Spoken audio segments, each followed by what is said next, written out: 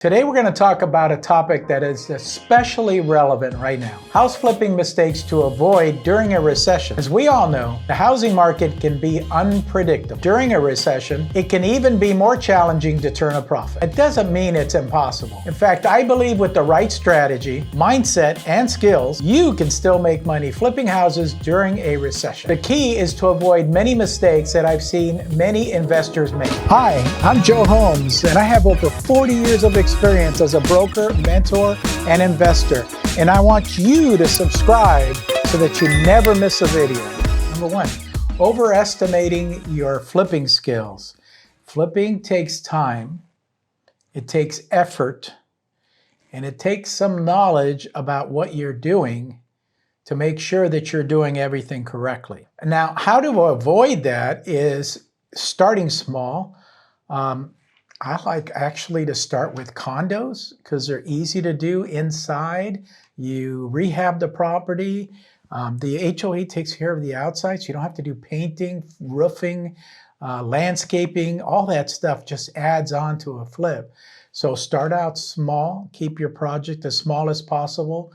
Learn the ropes from somebody like myself. Find a mentor out there that is flipping and doing it on a daily basis, and see if you can just tag along to see what's going on, how he does it, things like that. So yeah, make sure that you start out in a manageable way so that you're not going to run into trouble. Mistake number two, know your product, know your area. Know what it is at the end of the day when you purchase something, that it is in an area where you're going to be able to sell it quickly.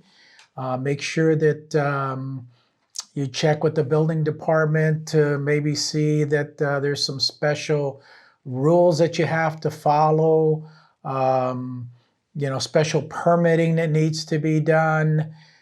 Make sure you check your setbacks.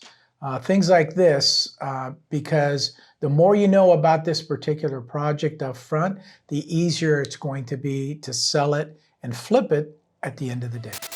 Hope you're getting value out of these videos. All I ask in return is that you hit that like button. Mistake number three, not having a solid plan. You need a solid plan from beginning to end, to the exit, to the purchase, to the exit. And that plan either needs to be written out or it needs to be in your head. And you need to follow that plan as closely as possible. Yes, there's going to be some hiccups along the way, and hopefully you learn how to deal with those hiccups. But pretty much when you buy a property, you should be able to figure out what the after repair value is and what you're going to be able to sell it for at the end of the day, because you're making your money on the purchase of that property, because you know that you can purchase it at this amount and sell it at this amount. You're going to make a profit on that property. Don't do any wishful thinking.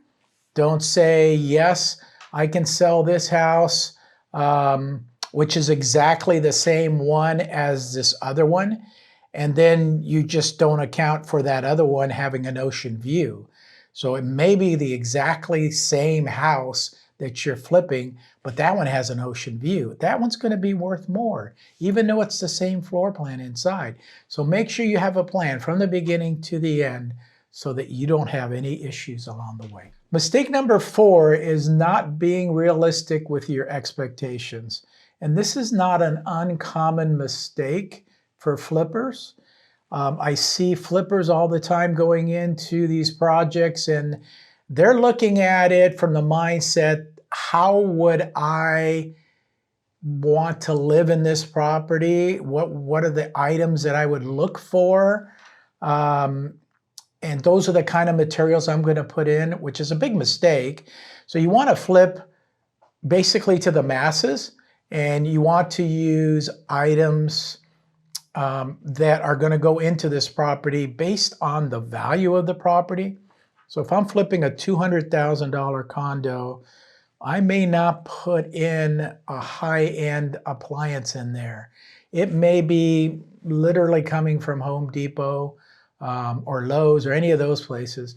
And if I am flipping a $2 million property, then they're going to want to see custom appliances in there. So I may be spending, $5,000, $10,000 on a stove where I would not necessarily put that into the 200,000 condo. So be careful that, you are not going to live there, okay? And that's a different story if you're going to live there, but you're not going to live there. So gauge it on the price of the home, what you're going to put into that flip. During a recession, be a little bit more realistic and make sure that the market may be way slower than you were anticipating. Remember, real estate flipping can be a lucrative venture, but it's not without its risk. By avoiding these common mistakes, you can increase your chances of success and profitability. If you have any questions or comments, please leave them down below. If you need more one-on-one help, please book some time with me. If you want to see some more flipping videos, click on this video right here. Reach out anytime. I'm always here to help.